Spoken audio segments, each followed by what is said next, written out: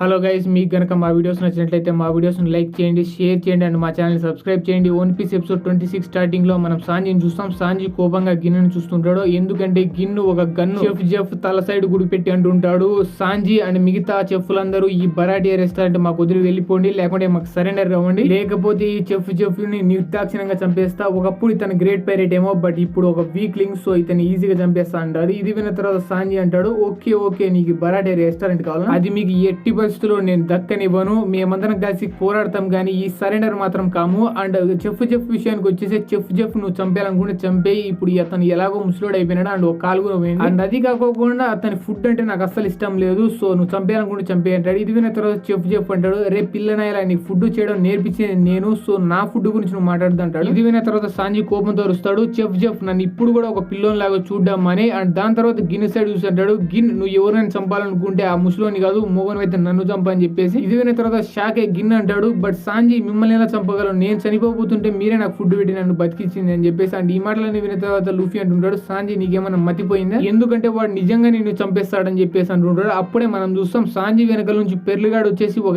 ఏటేస్తాడు సాంజీ, దాని వల్ల మనం చాలా దెబ్బలు తగులుతాయి అండ్ చాలా దూరం పోయి కింద పడతాడు కూడా. దాని తర్వాత పెర్లుగాడు అంటాడు, రే సాంజీ నువ్వు నిజంగా చచ్చిపోవాలనుకుంటే వాంతో ఏం పనరా, నేను నిన్ను చంపేస్తాను అని చెప్పేసి. అండ్ ఇదంతా చూసిన తర్వాత లూఫీ అంటుంటాడు, సాంజీ నాకు తెలుసు నువ్వు ఈజీగా ఆ పంచును డాచ్ చేయగలుగుతావు, బట్ ఎందుకు డాచ్ చేయలేదని. ఇది విన్న తర్వాత సాంజీ అంటాడు, అవును నిజమే, నేను ఆ పంచుని ఈజీగా డాచ్ చేయొచ్చు, బట్ డాచ్ చేయను, ఎందుకంటే నా వల్ల నా కోసం ఆ చెఫ్ చాలా జీవితంలో కోల్పోయినాడు, సో ఇప్పుడు ఈ రెస్టారెంట్ కోల్పోబోతున్నాడు నా వల్ల, బట్ నేను ఈ రోజు అలా అస్సలు జరగనివ్వను, దానికోసం నేను చావడానికైనా రెడీ అంటూ చెప్తుంటాడు. బట్ అప్పుడే పెళ్లిగాడు మళ్ళీ వెనకాల నుంచి వచ్చేసి తన 2 పంచులను తీసుకొని ఒకేసారి సాంజీ గుద్దుతాడు. దాని వల్ల సాంజీ నోట్లోంచి ముక్కులోంచి ఎక్కడ పడితే అక్కడ నుంచి రక్తం వస్తుంటది అండ్ సాంజీ కింద పడిపోయాడు. కింద పడిన తర్వాత అప్పుడే ఇక్కడ ఫ్లాష్ బ్యాక్ సీన్ షిఫ్ట్ అవుతుంది. ఎప్పుడైతే సాంజీ చిన్నపిల్లని లేకుంటాడో అప్పుడు సాంజీ ఒక పింక్ కలర్ బోట్ లో పనిచేస్తుంటాడు అండ్ షిప్ లో. అప్పుడు పిల్ల సాంజీ అక్కడ ఉన్న చెఫ్లతో అంటుంటాడు, నేను ఒక రోజు కంపల్సరీ ఆల్ బ్లూ చూసే తీరుతా అని చెప్పేసి. ఇది విన్న తర్వాత ఆ చెఫ్లు నవ్వుతూ అంటారు, ఆల్ బ్లూ అలాంటిది ఏం లేదు, అది జస్ట్ ఒక మిత్ మాత్రమే అని చెప్పేసి. ఇది విన్న తర్వాత సాంజీ అంటాడు, లేదు ఆల్ బ్లూ అనేది నిజమే,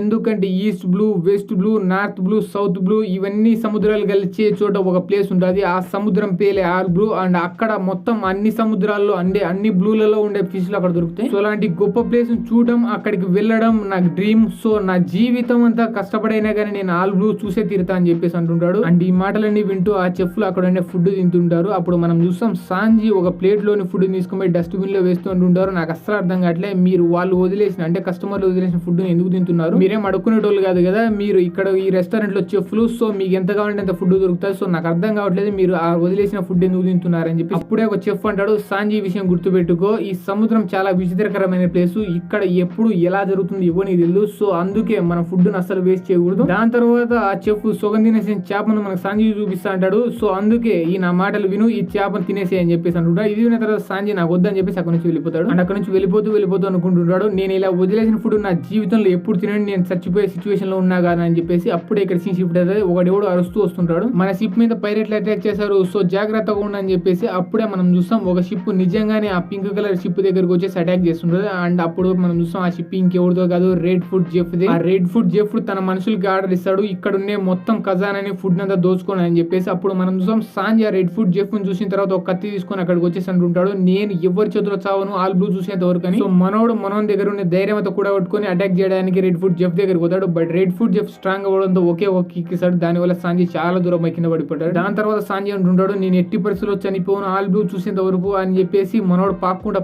వచ్చి రెడ్ ఫుడ్ జెఫ్ ఉంటది కదా, రెడ్ ఫుడ్ జెఫ్ కాలుని కరుచుకుంటాడు. ఇది చూసిన తర్వాత రెడ్ ఫుడ్ జెఫ్ తన కాలుతో ఒక కిక్ ఇస్తాడు సాంజీకి, దాని వల్ల మనోడు ఇంకా దూరం భయపడతాడు. అప్పుడు సాంజీ కింద పడిపోయి ఆల్మోస్ట్ ప్రూ తప్పే పరిస్థితిలో ఉంటాడు. అయినా కానీ అంటుంటాడు, నేను చనిపోయిన ఆల్ బ్లూ చూసేంత వరకు అని అంటుంటాడు. అప్పుడే అక్కడికి ఒక పెద్ద సునామీ లాంటి ఒక వేవ్ వచ్చేసి అక్కడ ఉండే 2 షిప్పులను మొత్తం ఉదిపేస్తాయి. దాని వల్ల మన సాంజీ చాలా దూరం పోయి సముద్రంలో పడతాడు. ఇది చూసిన తర్వాత రెడ్ ఫుడ్ జెఫ్ అనుకుంటున్నాడు, షిట్ బ్రో వీడే పడాలా అక్కడ అని చెప్పేసి. దీని తర్వాత రెడ్ ఫుడ్ జెఫ్ డైరెక్ట్ సాంజీని కాపాలని చెప్పి సముద్రంలో దూకేస్తాడు. ఇది చూసిన తర్వాత అక్కడ ఉండే పైరేట్లు అనుకుంటున్నారు, ఏంటి ఇప్పుడు కుక్కను కొట్టినట్టు కొట్టే పిల్లోని కాపాడడానికి సముద్రంలోకి దిగినాడు మన కెప్టెన్ అని చెప్పి. అప్పుడు మనం చూస్తాం సముద్రంలోకి దిగిన తర్వాత సాంజీని కాపాడాలని చెప్పేసి రెడ్ ఫుడ్ జెఫ్ సాంజీ కోసం వెతుకుతుంటాడు. అప్పుడే మనం చూస్తాం ఆ 2వ సునామీ వేవ్ వచ్చేసి ఆ 2 షిప్పులను మొత్తం డిస్ట్రాయ్ చేసింటాయి. దాని వల్ల ఆ డిస్ట్రాయ్ అయిన పార్ట్లన్నీ కిందికి వచ్చేసి రెడ్ ఫుడ్ జెఫ్ మీద పడతాయి. దాని వల్ల ఆ పార్ట్లలో రెడ్ ఫుడ్ జెఫ్ ఇరకపోతాడు. బట్ అప్పుడే సడన్ గా సాంజీ రెడ్ ఫుడ్ జెఫ్ చూస్తాడు. సాంజీ డైరెక్ట్ కిందికి పడుతూనే ఉంటాడు. ఇది చూసిన తర్వాత వెంటనే అక్కడ ఉన్న ఒక యాంకర్ తీసుకుంటాడు. తీసుకున్న తర్వాత ఆ యాంకర్ ని తన కుడికాలకు తీసుకుంటాడు. ఏ కాలు అయితే ఆ ఆ పాటలో ఇరుక్కుపోయింటాడు. దాని తర్వాత యాంకర్ గట్టిగా లాగుతాడు, దాని వల్ల ఆ కాలు తెగిపోయి పడుతుంది. దాని వల్ల ఆ పాటలో నుంచి మనోడు బయటికి వచ్చేస్తాడు. బయటికి వచ్చిన తర్వాత ఒక కాలుతో స్విమ్మింగ్ చేసుకుంటూ ఎలాగో సాంజీ దగ్గరికి వెళ్ళేసి సాంజీని కాపాడింటాడు. అప్పుడు ఇక్కడ సీన్ షిఫ్ట్ అవుతుంది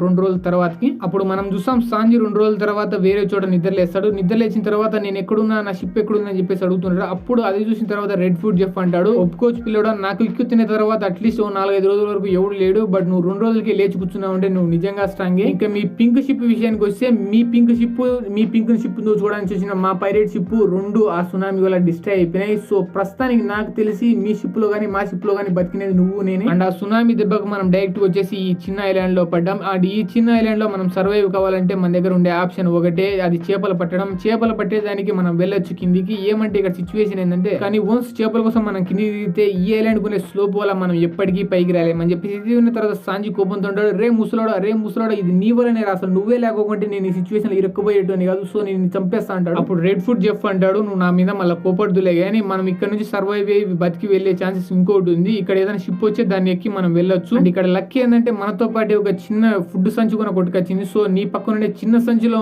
దాంట్లో ఫుడ్ ఉంది 5 రోజులకి. సో 5 రోజులకి సరిపడా ఫుడ్ తీసుకొని సర్వైవ్ కాపు అంటాడు. దీని తర్వాత సాంజీ రెడ్ ఫుడ్ జెఫ్ పక్కన ఉండే సంచి చూస్తాడు. ఆ సంచి దీనికంటే చాలా పెద్దగా ఉంటుంది. ఇది చూసిన తర్వాత సాంజీ అంటుంటాడు, బట్ నీ దగ్గర ఉండే సంచి పెద్ద ఉంది, నాకు చిన్న సంచి ఎందుకు ఇచ్చినావు, ఇది అన్యాయం అంటాడు. ఇది విన్న తర్వాత రెడ్ ఫుడ్ జెఫ్ కోపడుతూ అంటాడు, అన్యాయం బొగడానా, నీకంటే పెద్దోని కాబట్టి నాకు ఎక్కువ ఆకలి అవుతుంది. సో ఈ సంచి నా దగ్గరనే ఉండి నువ్వు సన్న సంచి తీసుకొని ఇక్కడ నుంచి వెళ్ళిపో, ఈ ఐలాండ్ లో ఆపోజిట్ డైరెక్షన్ లో వెళ్ళి కూర్చో, అక్కడ నుంచి ఏమైనా షిప్లు వచ్చి నాకు వచ్చి చెప్పు అంటాడు. ఇది విన్న తర్వాత సాంజీ వెళ్ళకోకుండా అక్కడే కొద్దిసేపు కూర్చుంటాడు. అండ్ సాయంత్రం అలాగే అయిపోయింటది. అండ్ ఆల్మోస్ట్ రాత్రి కూడా ఏంటది, బట్ ఏ షిప్ రాదు ఎంతసేపు వెయిట్ చేసిన. దాని తర్వాత సాంజీ ఐలాండ్ కి ఆపోజిట్ డైరెక్షన్ లో వెళ్ళి కూర్చొని అక్కడ సంచి ఓపెన్ చేసి అక్కడ చాలా ఫుడ్ ఉంటుంది. సో అనుకుంటాడు, ఆ ఫుడ్ చూసిన తర్వాత ఇది 5 రోజులు కాదు, నేను 20 రోజులకు వచ్చేట్లాగా చేంజ్ చేసుకుంటాను, ఎందుకంటే కొంచెం దీంతో 20 రోజుల వరకు రావచ్చు. అండ్ ఎక్కువ రోజులు ఉంటే మనకే ఛాన్సెస్ ఎక్కువ ఉంటాయి కదా సర్వైవ్ అయ్యే ఛాన్స్ అని చెప్పేసి అనుకుంటాడు. అప్పుడే మనం చూస్తాం చాలా సేపు వెయిట్ చేసిన తర్వాత కూడా ఏం రాదు. సో నైట్ ఏంటి అది నైట్ అయిన తర్వాత కూడా మనోడు హోప్ తో చూస్తూనే ఉంటాడు షిప్ కోసం. అలాగే వెయిట్ చేస్తూ మొత్తం 15 రోజులు గడిచిపోయింటాయి. గడిచిపోయిన రోజులన్నీ కింద ఒక బండరాయి మీద గీసుకుంటూ ఉంటాడు ఒక రాయితో. అండ్ అలాగే చాలా సేపు వెయిట్ చేసిన తర్వాత కూడా ఏం రావు. అప్పుడు మనం చూస్తాం సాంజీ ఒక కుళ్ళిపోయిన బ్రెడ్ ను పట్టుకుని దాన్ని తింటూ అనుకుంటుంటాడు, ఇదే నా దగ్గర ఉండే last food,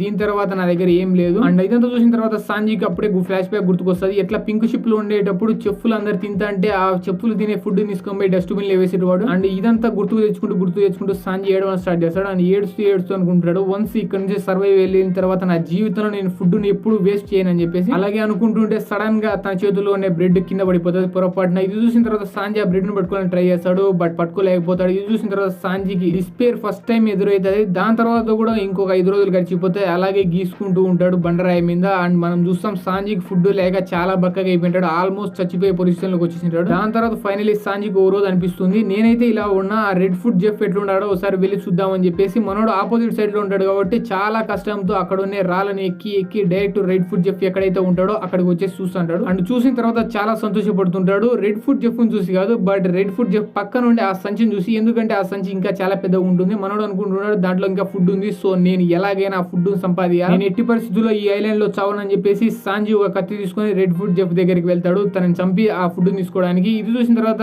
red food Jeff అంటాడు, సాంజీ నీకేమన్నా ఆ సైడ్ షిప్పులు కనపడినాయి అని చెప్పేసి. ఇది విన్న తర్వాత సాంజీ అంటాడు, గిప్పు లేదు నేను ఇక్కడికి వచ్చిన షిప్ గురించి మాట్లాడదామని కాదు, బట్ ఈ ఫుడ్ గురించి మాట్లాడదాం అనుకుని. సో నా దగ్గర ఉన్న ఫుడ్ అంతా అయిపోయింది, బట్ నీ దగ్గర ఉన్న ఫుడ్ ఇంకా మిగిలింది, సో ఈ ఫుడ్ అంతా ఇప్పుడు నాదే, లేకపోతే నేను చంపేస్తాను అంటాడు. అప్పుడు రెడ్ ఫుడ్ జెఫ్ అంటాడు, సరే ఫుడ్ తీసుకోబో అని చెప్పేసి అంటాడు. ఇది విన్న తర్వాత వెంటనే మన సాంజీ అక్కడికి వెళ్ళి ఆ ఫుడ్ ఉండే మూడను కోసేస్తాడు. కోసిన తర్వాత చూస్తాడు దాంట్లో చాలా బంగారు, చాలా ఖజానా ఉంటది. అది చూసిన తర్వాత సాంజీ షాక్ అయ్యి అంటాడు, ఏంటి ఇంత ఖజానా, నా జీవితంలో నేను ఇంత ఖజానా చూడలేదు ఎప్పుడు అని చెప్పేసి. అంటే నిజంగా ఇంత ఖజానా నా దగ్గర ఉంటే నా జీవితంలో నేను ఎప్పుడు పని చేయాల్సిన అవసరం లేదు, బట్ దీంతో ఈ మూటలో ఖజానా కాదు కదా, ఫుడ్ కదా ఉండాల్సినది అని చెప్పేసి రెడ్ ఫుడ్ జెఫ్ దగ్గరికి వెళ్ళి అడుగుతాడు. అప్పుడు మనం చూస్తాం రెడ్ ఫుడ్ జెఫ్ చాలా బక్క అయిపోయినాడు, ఎందుకంటే అతను చాలా రోజుల నుంచి అంటే 25 రోజుల నుంచి ఏం తిన్నాడు కాబట్టి. అండ్ అతను కాలు కూడా పోయింటది. ఇది చూసిన తర్వాత సాంజీ అనుకుంటున్నాడు, ఇతను కాలు ఎలా పోయింది, అప్పుడే మనోడికి గుర్తుకు వస్తుంది ఎలా రెడ్ ఫుడ్ జెఫ్ తన కాల్ని సాక్రిఫైస్ చేసి సాంజీని కాపాడినాడు, బట్ మనోడు అది డ్రీమ్ అనుకుంటున్నాడు, ఇప్పుడు రియల్ అని తెలిసిపోయింటది. అందువల్ల సాంజీ ఏడుస్తూ అనుకుంటున్నాడు, ఏంటి ఇతనే నేను చంపాలనుకునేది ఫుడ్ కోసం అని చెప్పేసి. అప్పుడే ఆ రెడ్ ఫుడ్ జెఫ్ అంటాడు, పిల్లోడా నేను నిన్ను ఎందుకు కాపాడానో తెలుసా, ఎందుకంటే నీ డ్రీమ్ నా డ్రీమ్ ఒకటే, అది ఆల్ బ్లూ కనిపెట్టడమే. అండ్ దాని తర్వాత రెడ్ ఫుడ్ జెఫ్ అక్కడే పడిపోతాడు. పడిపోయిన తర్వాత సాంజీ చనిపోయినా అనుకుంటాడు, but red food Jeff continuous గా మాట్లాడడం స్టార్ట్ చేస్తాడు. ఈ సముద్రంలోకి చాలా మంది నిధుల కోసం